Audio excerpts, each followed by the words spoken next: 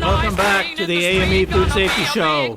Whenever I think of rock and roll and the performers who sing those songs and the album covers, I'm always thinking of, is it progressing humanity or regressing back to a more primitive state? You see their hair's unkept and they're in a pose where they are somewhat unsanitary. Their clothes are distinctive of people that have regressed. What I'd like to do is to show some of the results of regression of humanity in the lower levels of sanitation and potentially drug use, so it lowers their ability to use reason. Again, before we start on this segment, you're going to see the relevancy of carrying with you your own individual disposable toilet seat covers. At the end of this segment, you'll see why. Let's begin with our slideshow. First slide. Has anyone ever gone to a restroom or a restaurant and you've been totally disgusted with the condition of that restroom? That's what we're talking about right now, being outraged enough to do something about it. Not just walk, take care of your business, and get out. You're taking a big health risk. We talk in this program about bacterial cross-contamination. Let's look at a couple of examples. First, on the left is a horrible example and sending a horrible message to your clients at a gas station, restaurant, or any place else you go, a bookstore. If you see a restroom like this, leave. A bar. If you see a bar like this, you go get out of there as quick as possible. It's horrible. Look on the right. How do you do that comparison? Do you feel more comfortable? Do you feel more welcome? Do you feel more cared for? You should. A restaurant, gas station, or store, they're horrid. Most of them. I'd say 90% are horrible. Generally, management, the people who own or run that facility, they don't monitor. It's just you give that assignment to somebody who's doing a horrible job, and they usually leave. All of us, you, me, the owners, wherever you send your buying powers, your dollars speak louder than anything else. If you go to that manager and say, I'm never coming back here until you clean that toilet. You clean that restroom. It's miserable. Take your business elsewhere if that restroom's filthy and disgusting. Next slide. What do I call a minimal sanitary consumable standard? Well, let's look at the list. I inspect food facilities that produce food, they manufacture food. So they have to clean their hands and take care of their personal business outside. And when they go outside, they're working on the plant. Well, you need clean running water. I prefer hot cold. What you need is a hand washing station that has soap. If you don't see soap in that restroom, you immediately should walk out. You need to have paper towels in that facility so you can, again, you know my philosophy, you can scrape the organism off. It's not just running water. The physicality of water running against your hands is not enough. You need to scrape that and then dispose of it in a trash can that has a disposable liner. You definitely, if you've had a sit-down opportunity to use one of the restrooms, you're going to look for some paper. It's called sanitary tissue. I've been to some countries where there's a magazine with pages torn out, and they feel in their brains, in their germ theory brains, that that's sufficient. To me, that's not enough. Also, as I showed you earlier today, you need to have a sanitation barrier between you and that toilet seat. If you don't believe me, think about the residence time and potential virality of viruses. MRSA, MRSA, can be up to 6 weeks. Pneumonia, tuberculosis, all of those things live in a toilet, by the way. So, let's review it. Soap, paper towels, running water, sanitary toilet seat covers. The cross-contamination potential of you going into that small environment, most restrooms are very small, not well ventilated, is hazardous to your health. Next slide. All right. How many of you have walked into a restroom and you've seen the toilet taped over? I have. It's horrible. How many of you have gone in and there's no water in that toilet basin and it's absolutely filthy? On the right-hand side picture, you'll see some recent, it's called an explosion of human waste everywhere. And by the way, it aerosolizes. There's no paper there. There's no soap. There's no way to wash yourself. You see that pipe coming over the sink?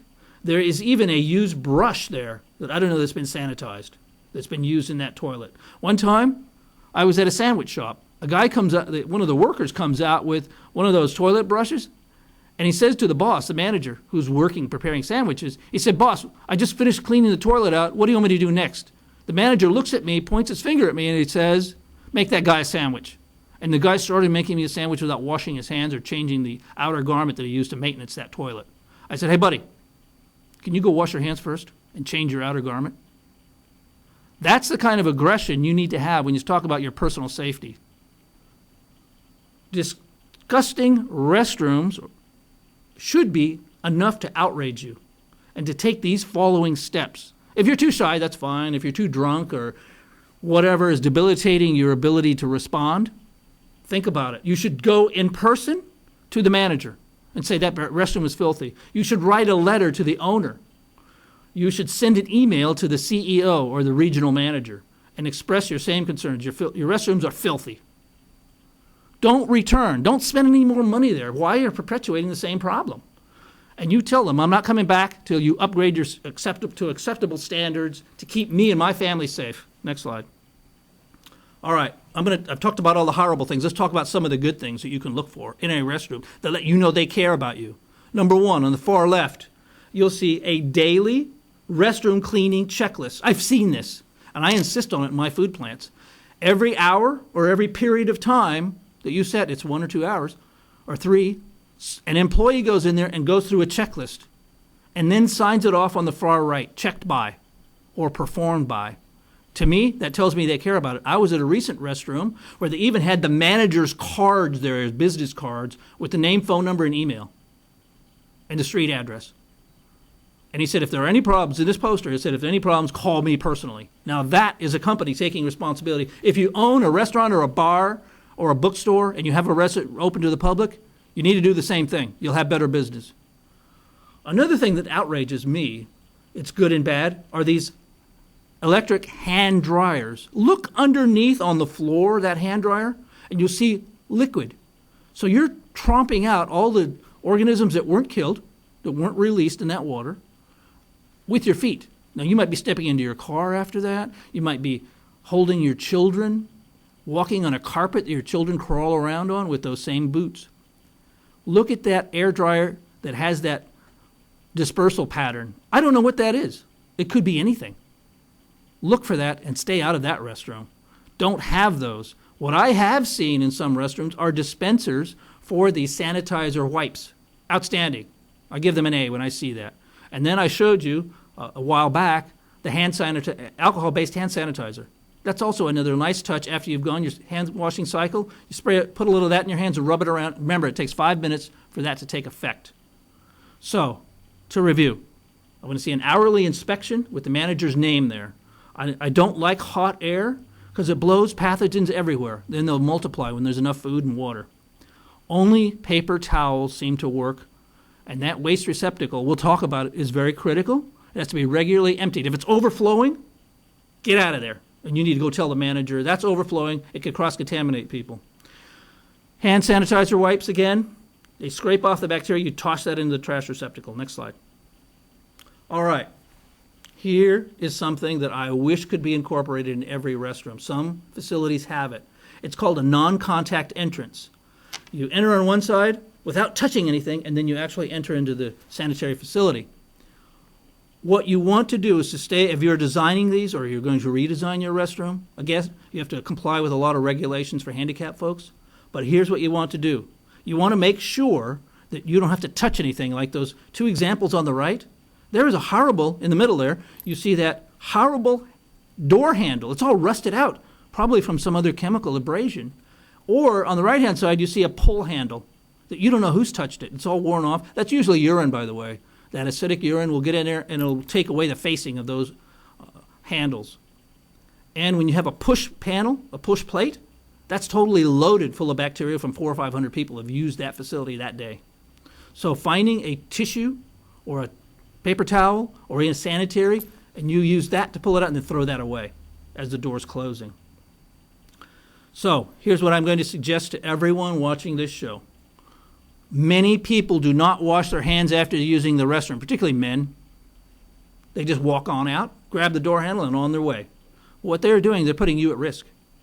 The door handles that they use are contaminated. You don't know what venereal diseases they may have, sexually transmitted diseases. Those will stay there for a long time, and you'll have them on your person. Don't touch anything after you've gone through your hand washing cycle. Just get out of there, unless you have a tissue barrier. So toss that towel into the trash, not onto the floor. I've seen people take a towel and throw it on the floor. We are not royalty people. We all live in one world with increasing bacterial virulence. Next slide. All right. These are some common touch surfaces that you need to be particularly aware of. The toilet handle. A lot of toilets in facilities have a radar or ultraviolet light system that when you leave it, it flushes. That's fine. A lot of facilities will have a push-down toilet, paper towel dispenser. That's horrible because you don't know who's touched it. When you touch, you need to wash, and you've already washed, so you're grabbing a paper towel. Another one is this little turnstile, and I've seen those in food plants. Those are even worse because they have little recesses that will actually trap the bacteria in there. As they get refreshed with more water and more food, they'll continue to populate, and they'll eventually aerosolize. When men go to it's called a urinal, a stand-up collector for your urine, look at the floor. Some people can't be, maybe because they're inebriated or have a problem or a challenge, they can't make it in that urinal. So they spray their urine everywhere, and then you track it out on your feet. So what I'm going to ask everyone within watching this show, wash your hands immediately after touching a toilet handle. If you have a manual towel dispenser, use a barrier between you and that instrumentality. The floors near the urinals, they can cross-contaminate the bottoms of your shoes. If you walk into your home carpet and your children are crawling around, think about that. Go to the manager and insist that those items be replaced or upgraded. It sounds horrible. I need people to be active because wherever you frequent, I will probably frequent, and you're putting me in danger. Look for the smell. The smell in a restroom should not be horrid. It should be fresh with a chemical. Next slide. All right, here's something that's very sensitive to me. I've closed food plants when I find this situation because I inspect the restrooms. Here's what I'd like to tell you. There are some people that come from their culture. I'm not saying it's good or bad, but for me it's bad. They believe that the pipes in their country cannot handle toilet tissue. We don't have that feeling and that apprehension and that culture here in the United States. I would wish everyone that comes from that culture to stop doing it. Stop taking your toilet tissue, which it's been soiled. That's a nice way of saying you have human excrement, and leaving it in that open trash can. Why? I might be sitting in that toilet, and whatever those organisms are in that human waste will come right in my face, and I'll breathe it in. That's a horrible situation for me, my wife, and my family. And you see it formalized in little rules and pieces of paper. Don't flush it because the restaurant owner needs to pay a plumber to come out and to clean it out. That person is immoral. They need to upgrade their facilities if they can't take our culture, which is to flush that waste material, into the toilet. You've got pneumonia, tuberculosis, Clostridium difficile, and many other viral and bacterial diseases in human waste and excrement. You allow it to aerosolize, you'll have people getting sick, and those people are your customers. They pay your bills, they pay your house bill, they put your kids through school. I think it's immoral for people to have that because aerosolization is real. Even walking by. If you're going to have that situation and you have clients, let's say you're running a bar or restaurants that's only catering to people that believe that, then you should at least have a lid on there. And that sign should be taken down. If I were to inspect your facility, I would close your restaurant till that's made. Next slide. All right. If you walk into a facility like on the left here in this example, protest the horrible restroom. You'll be making the world better. Even though that manager may be a minimum wage person, may not be responsible, they don't own, they just started, they're not really sure what's going on, they don't know how to do it, go in and make your complaint known. Be aggressive, people. Tell your story of disgust. I don't care if you're in another country. Suggest a replacement for consumables for water, soap, paper products, and tell them with this emphasis, I'm not coming back, and I'm telling all my friends not to come back, and I'm writing in the newspaper, your facility is a mess, it's a pigsty. Write letters, take cell phone pictures, post those on Facebook, post those on Yahoo, post those as much as you can to let everybody in the world that place is filthy. They'll feel it. Send emails. Ladies and gentlemen, this is not a joke, this is real. The last segment we're getting ready for, and I hope you're excited. We're going to talk about pharmaceutical ads on television. Thank you very much.